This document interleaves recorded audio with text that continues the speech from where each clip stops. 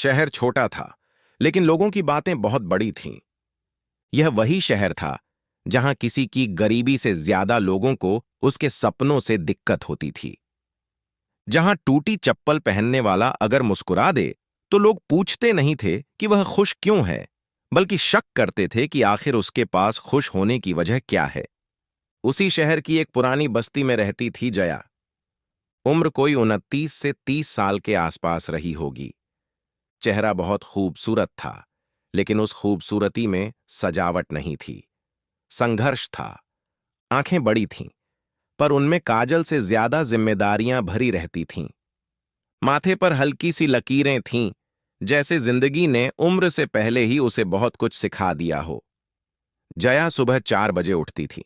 सबसे पहले चूल्हे पर पानी चढ़ाती, फिर अपनी 7 साल की बेटी चिरैया के बाल संवारती, उसके लिए सूखी रोटी पर चीनी लगाकर रखती, फिर पास के सरकारी स्कूल में सफाई का काम करने चली जाती। वहां से लौटकर दोपहर में घर घर सिलाई का काम करती और रात को बस्ती की औरतों के कपड़े काटते काटते अक्सर उसकी आंख लग जाती। लोग उसे जया कम, बेचारी ज्यादा कहते थे, क्योंकि वह अकेली थी। पति को गए 5 साल हो चुके थे। एक सड़क हादसे ने उससे उसका सहारा छीन लिया था। शुरुआत के 2 साल उसने आंसू पीकर काटे, बाकी 3 साल समाज के ताने सुनकर। उसके ससुराल वालों ने साफ कह दिया था, हमारे बेटे के बाद हमारा तुमसे कोई लेना देना नहीं, बच्ची को छोड़ जाओ तो कुछ सोचेंगे। जया ने उस दिन अपनी बेटी को सीने से लगाया था और पहली बार दुनिया से डरी नहीं थी। उसने कहा था, रोटी आधी खा लूंगी, पर बेटी को किसी के दरवाजे पर नहीं छोड़ूंगी। उस दिन से लेकर आज तक वह हर दिन हारती भी थी और हर दिन जीतती भी थी। एक साधारण दिन, जो साधारण नहीं था। बरसात का मौसम शुरू हो चुका था। स्कूल की पुरानी इमारत में जगह जगह पानी टपकता था। प्रधानाचार्य ने खबर दी कि नगर परिषद से कोई नया इंजीनियर आने वाला है जो स्कूल की मरम्मत का काम देखेगा। उस दिन जया हमेशा की तरह झाड़ू लगा रही थी। उसकी पुरानी सूती साड़ी का पल्लू बार बार कंधे से फिसल रहा था और वह जल्दी जल्दी काम खत्म कर रही थी, क्योंकि चिरैया को बुखार था। तभी स्कूल के गेट पर एक सफेद जीप आकर रुकी। जीप से उतरा एक लंबा सादा सा लड़का। न महंगे कपड़े न कोई दिखावा, सिर्फ हल्की सी दाढ़ी, कंधे पर फाइलों का बैग और आंखों में थकी हुई सी ईमानदारी। उसका नाम था अद्वैत। वह नगर परिषद में सिविल इंजीनियर था। बड़े शहर से पढ़ाई करके लौटा था, लेकिन किसी बड़े कॉरपोरेट ऑफिस की जगह उसने छोटे शहर में काम करना चुना था। लोगों को यह फैसला समझ नहीं आया, पर उसे हमेशा से लगता था कि टूटे हुए पुल, रिसती हुई छतें और बिखरते हुए स्कूल सिर्फ दीवारों की समस्या नहीं होते, यह समाज की आत्मा की दरारें होती हैं। अद्वैत स्कूल का निरीक्षण कर रहा था कि तभी उसकी नजर जया पर पड़ी।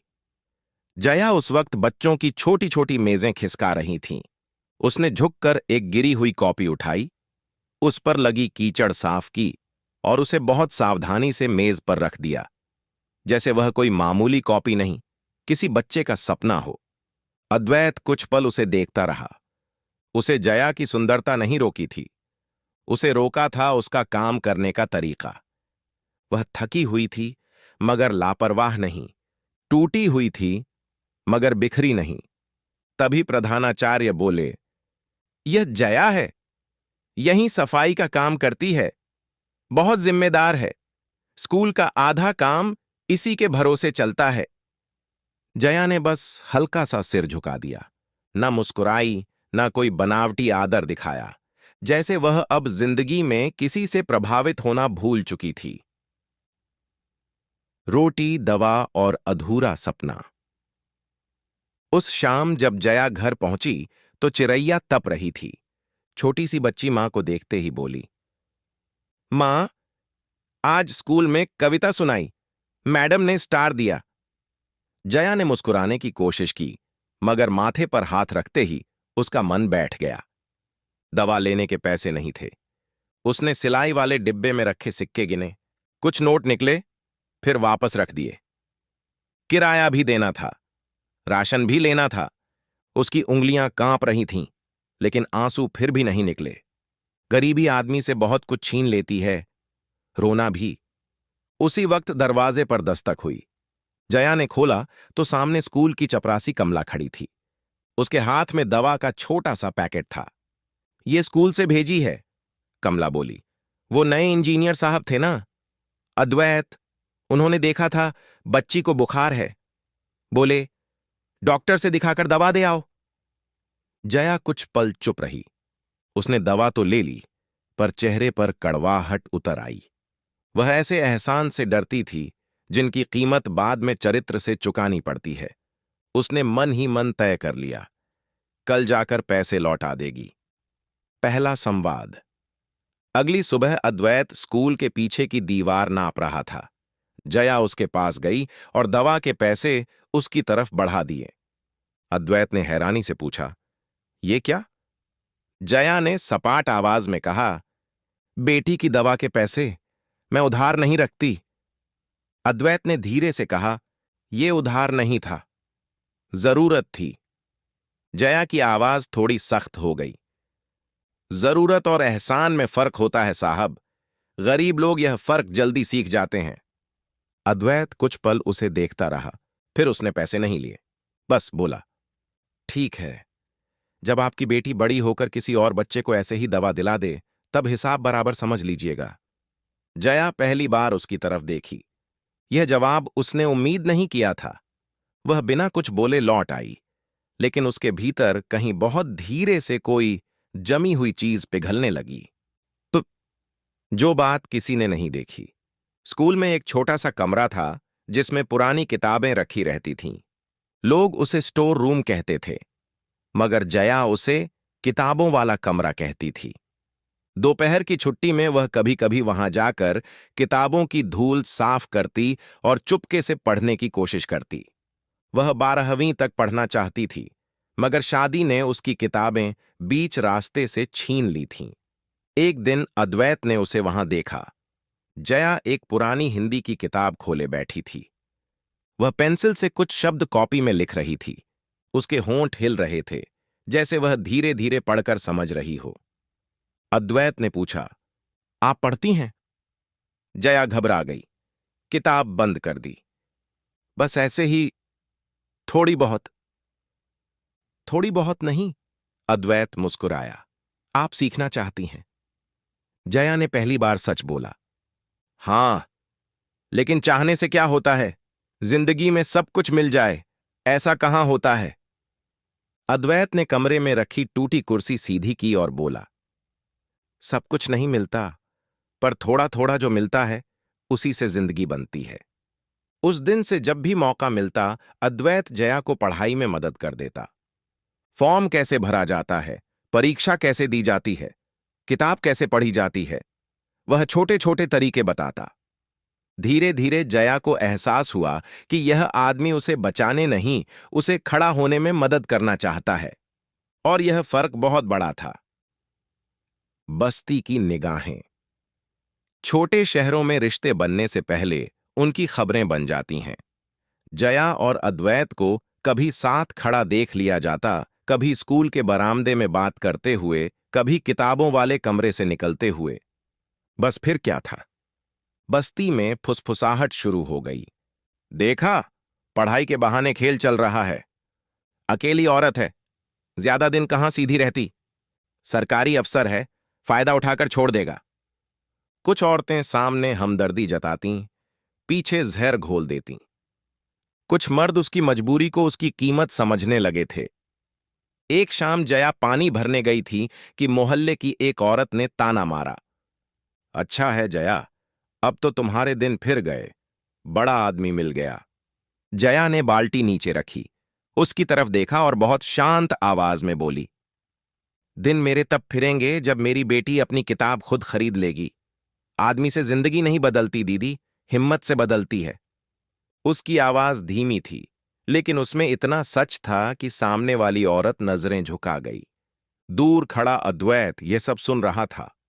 उस दिन उसने समझा कि जया को प्यार करना आसान हो सकता है, लेकिन उसके बराबर खड़ा होने के लिए बहुत मजबूत इंसान होना पड़ेगा। सबसे कठिन रात। बरसात की एक रात थी। आसमान जैसे फट पड़ा था। जया का किराए का कमरा पुराना था। छत से पानी टपकने लगा। बिस्तर भीग गया। आटा भीग गया। कोने में रखी चिरैया की किताबें भीगकर फूल गईं। चिरैया डर कर मां से चिपक गई। मां, हमारा घर टूट जाएगा क्या? जया ने उसे सीने से लगाया और मुस्कुराकर कहा, नहीं, हम हैं ना, हम नहीं टूटेंगे। लेकिन जैसे ही उसने ऊपर देखा, मिट्टी का एक हिस्सा सचमुच ढह गया। जया ने बेटी को उठाया और बाहर भागी। आधी रात, मूसलाधार बारिश, सड़क पर कीचड़ और हाथ में एक छोटा सा बैग। उसी समय सामने से बाइक की रोशनी आई। अद्वैत था। वह किसी काम से लौट रहा था। जया को उस हालत में देखकर तुरंत रुका। बिना कुछ पूछे उसने अपनी जैकेट चिड़ैया पर डाल दी। जया बोली, नहीं, हम संभाल लेंगे। अद्वैत ने बहुत धीरे कहा, हर बार अकेले संभालना जरूरी नहीं होता। उसने उन्हें पास के महिला आश्रय केंद्र तक पहुंचाया, जहां उसकी एक जान पहचान वाली सामाजिक कार्यकर्ता काम करती थी। वहां जया और चिरैया को रात भर रुकने की जगह मिल गई। जाते जाते अद्वैत दरवाजे के बाहर ठहर गया। जया ने पहली बार उसे रोककर कहा, धन्यवाद। अद्वैत पलटा और बोला, जब आप अपनी परीक्षा पास कर लेंगी तब कहिएगा। जया की आंखें भर आईं। कितने लोग आए थे उसकी जिंदगी में। किसी ने उसकी मजबूरी देखी, किसी ने उसका चेहरा, किसी ने उसकी अकेलापन, पर पहली बार कोई उसकी संभावना देख रहा था। जब प्यार इज्जत से जन्म लेता है, कुछ रिश्ते अचानक नहीं बनते, वे धीरे धीरे भरोसे की तरह उगते हैं। अब जया और अद्वैत के बीच बात होने लगी थी। बहुत ज्यादा नहीं, बस जितनी जरूरी हो। कभी चिरैया के स्कूल की फीस की बात, कभी ओपन स्कूल के फॉर्म की, कभी किसी कविता की पंक्ति पर चर्चा। एक दिन अद्वैत ने पूछा, अगर आपको जिंदगी दोबारा शुरू करने का मौका मिले तो क्या करेंगी? जया ने बिना सोचे कहा, पढ़ूंगी, नौकरी करूंगी, बेटी को इतना मजबूत बनाऊंगी कि उसे किसी के सामने हाथ न फैलाना पड़े। और अपने लिए? अद्वैत ने पूछा। जया कुछ देर चुप रही, फिर बोली, अपने लिए सोचना छोड़े बहुत साल हो गए। अद्वैत ने उसी क्षण महसूस किया, वह जया को सिर्फ पसंद नहीं करता, वह चाहता है कि यह औरत फिर से अपने लिए जीना सीखे। उस दिन उसने कुछ नहीं कहा, क्योंकि सच्चा प्रेम सबसे पहले बोलता नहीं, प्रतीक्षा करता है। वह चोट जो शब्दों से लगी। जया की ओपन स्कूल की परीक्षा नजदीक थी। वह रात रात भर पढ़ती। चिरैया उसके पास बैठकर रंग भरती और कहती, मां, तुम भी मेरे जैसे होमवर्क करती हो? जया हंस पड़ती, लेकिन समाज को यह मंजूर कहां था। एक दिन स्कूल प्रबंधन समिति की बैठक में एक स्थानीय नेता ने ताना मारा, स्कूल पढ़ाई का है या प्रेम कहानी का? सफाई वाली को पढ़ाकर अफसर साहब क्या साबित करना चाहते हैं? कमरे में सन्नाटा छा गया। जया भी वहीं थी।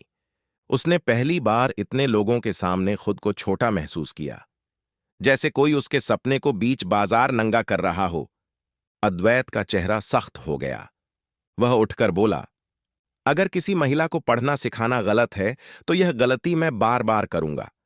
और अगर इस स्कूल में झाड़ू लगाने वाली महिला किताब नहीं छू सकती तो फिर हमें बच्चों को शिक्षा नहीं, भेदभाव पढ़ाना चाहिए। कमरे में बैठे लोग एक दूसरे का चेहरा देखने लगे। जया ने उस दिन पहली बार महसूस किया, किसी का साथ देने का मतलब सिर्फ अकेले में अच्छा होना नहीं होता, भीड़ के सामने सही के साथ खड़ा होना होता है। एक प्रस्ताव जो शादी से पहले सम्मान था। परीक्षाएं खत्म हुईं। जया ने अपनी क्षमता से बढ़कर लिखा था। रिजल्ट आने वाले दिन वह बहुत घबराई हुई थी, हाथ कांप रहे थे। अद्वैत ने लिस्ट देखी, फिर उसकी तरफ मुड़ा। उसकी आंखों में चमक थी। जया, तुम पास हो गई। जया को यकीन नहीं हुआ। उसने खुद लिस्ट देखी। अपना नाम पढ़ते ही उसकी आंखों से आंसू निकल पड़े। वह रो रही थी, लेकिन यह हार के आंसू नहीं थे। यह वह बारिश थी जो कई साल बाद भीतर जमी धूल धो रही थी। चिरैया उछल पड़ी। मेरी मां पास हो गई, मेरी मां पास हो गई। उस शाम अद्वैत उन्हें चाय पिलाने ले गया। कोई महंगा रेस्तरां नहीं, बस सड़क किनारे एक साफ सी दुकान। जया ने पूछा, आप मेरे लिए इतना सब क्यों करते हैं? अद्वैत कुछ पल चुप रहा। फिर उसने बहुत सधे हुए शब्दों में कहा, क्योंकि मैं तुम्हें कमजोर नहीं, बहुत बहादुर देखता हूं। क्योंकि तुम टूट कर भी किसी के सामने झुकी नहीं। क्योंकि तुम्हारी बेटी तुम्हें देखकर मजबूत होना सीख रही है। और क्योंकि शायद मैं तुम्हें चाहने लगा हूं। जया की उंगलियां कप के किनारे पर ठहर गईं। अद्वैत ने तुरंत आगे कहा, लेकिन सुनो, मैं तुम पर कोई जवाब थोपने नहीं आया। ना तुम्हारी मजबूरी का फायदा उठाऊंगा, ना तुम्हारी चुप्पी को हां मानूंगा। अगर तुम्हें कभी लगे कि मैं तुम्हारी जिंदगी का सम्मान बन सकता हूं, तभी मेरे बारे में सोचना, वरना मैं हमेशा तुम्हारा शुभचिंतक रहूंगा। जया उसे देखती रह गई। उसने जिंदगी में पहली बार प्रेम का इतना साफ चेहरा देखा था, जिसमें चाहत थी पर स्वार्थ नहीं, जिसमें अपनापन था पर दबाव नहीं, जिसमें भविष्य था पर जल्दबाजी नहीं। अंतिम परीक्षा अभी बाकी थी। रिजल्ट के कुछ दिन बाद जया के ससुराल वाले अचानक आ गए। उन्हें खबर मिल चुकी थी कि जया अब किसी आदमी के साथ देखी जाती है। वे घर में घुसे और बोले, बच्ची को हमारे साथ भेज दो, हमें ऐसी औरत के घर उसे नहीं रखना। जया का खून सूख गया। चिरैया डरकर मां के पीछे छिप गई। जया ने पहली बार इतनी ठंडी आवाज में कहा, जब उसकी बुखार की रात में कोई नहीं आया था, तब भी यह मेरी बेटी थी। जब उसके लिए दूध खरीदने को पैसे नहीं थे, तब भी यह मेरी बेटी थी। आज जब मैं खड़ी होने लगी हूं, तो यह किसी की इज्जत बचाने का सामान नहीं बन जाएगी। उनके मुंह से गालियां निकलीं, चरित्र पर सवाल उठे। आसपास लोग इकट्ठा हो गए। उसी समय अद्वैत भी वहां पहुंच गया। जया ने सोचा वह फिर उसकी तरफ से बोलेगा, लेकिन इस बार उसने पहले जया की तरफ देखा, जैसे पूछ रहा हो, क्या मैं बोलूं? जया ने खुद आगे बढ़कर कहा, नहीं, आज मैं बोलूंगी। और फिर उसने सबके सामने कहा, हां, मैं पढ़ना चाहती हूं। हां, मैं नौकरी करना चाहती हूं। हां, मेरी जिंदगी में एक ऐसा आदमी आया है जो मुझे इंसान समझता है। अगर यह सब चरित्रहीनता है, तो फिर इस समाज की इज्जत बहुत सस्ती है।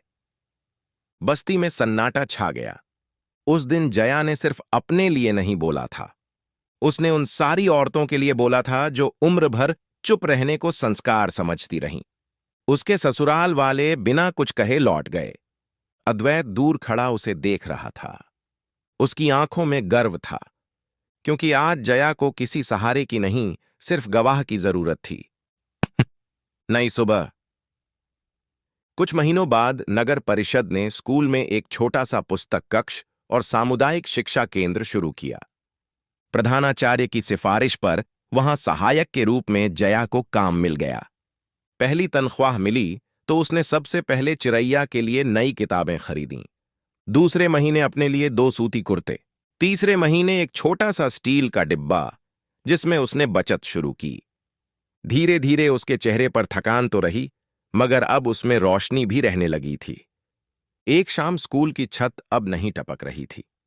बाहर हल्की बारिश हो रही थी।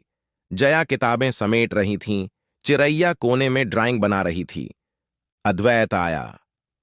उसने चुपचाप मेज पर एक फॉर्म रखा। जया ने पूछा, ये क्या है? लाइब्रेरी साइंस का सर्टिफिकेट कोर्स, अद्वैत बोला। अगला कदम। जया हंस पड़ी। तुम्हें लगता है मैं बहुत आगे जा सकती हूं? अद्वैत ने कहा, मुझे नहीं लगता, मुझे पता है। कुछ पल दोनों चुप रहे। फिर जया ने धीमे से पूछा, और अगर मैं कहूं कि अब मुझे तुमसे डर नहीं लगता? अद्वैत की सांस जैसे ठहर गई। जया ने आगे कहा, क्योंकि तुमने कभी मुझे बचाने की कोशिश नहीं की। तुमने मुझे खुद को बचाना सिखाया। अगर आज मैं तुम्हारे साथ चलूं, तो किसी मजबूरी में नहीं, अपनी मर्जी से चलूंगी। चिरैया दौड़कर आई और दोनों के बीच खड़ी हो गई। उसने मासूमियत से पूछा, तो अब हम तीनों वाली चाय पिएंगे? दोनों हंस पड़े। जया की आंखें भीग गईं। अद्वैत ने बहुत धीरे से कहा, हां, अगर तुम्हारी मां मंजूर करें तो। जया ने पहली बार बिना झिझक मुस्कुराकर सिर हिला दिया।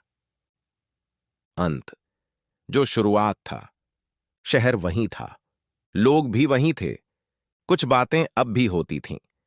लेकिन अब जया के पास जवाब देने के लिए आंसू नहीं, आत्मसम्मान था। वह अब किसी की दया की पात्र नहीं थी। वह एक मां थी, एक कामकाजी महिला थी, एक सीखती हुई इंसान थी, और एक ऐसी स्त्री थी जिसने अपने टूटे हुए जीवन से नया घर बनाया था। अद्वैत ने उसे महलों का वादा नहीं किया, उसने बस साथ का वादा किया। और जया को अब समझ आ चुका था कि जिंदगी में सबसे कीमती वही वादे होते हैं जिनमें शोर कम और सच्चाई ज्यादा हो। कुछ प्रेम कहानियां शादी से सुंदर नहीं बनती, वे सम्मान से सुंदर बनती हैं। कुछ रिश्ते पहली नजर में नहीं बनते, वे धीरे धीरे उस जगह जन्म लेते हैं जहां एक इंसान दूसरे इंसान की थकी हुई आत्मा को देखकर कहता है, तुम्हें सहारे की नहीं, विश्वास की जरूरत है, और मैं वह बनना चाहता हूं। बरसात हर साल आई, कभी तेज कभी हल्की। लेकिन अब जया को बारिश से डर नहीं लगता था, क्योंकि उसने जान लिया था, हर अंधेरी रात के बाद सुबह नहीं आती। कभी कभी पहले बहुत लंबी बारिश होती है, और फिर उसी के बाद सबसे खूबसूरत धूप निकलती है। और जया की जिंदगी में वह धूप आ चुकी थी। कभी कभी प्यार वह नहीं होता जो हमें दुनिया से छीन ले, प्यार वह होता है जो हमें फिर से खुद से मिला दे। इंसानियत का मतलब सिर्फ किसी के आंसू पोंछना नहीं, बल्कि उसके हाथ में इतना भरोसा रख देना है कि वह खुद अपने आंसू पोंछ सके। और सच्चा साथ वही है जो किसी टूटी हुई जिंदगी को अपने नाम से नहीं, उसके अपने सपनों से जोड़ दे।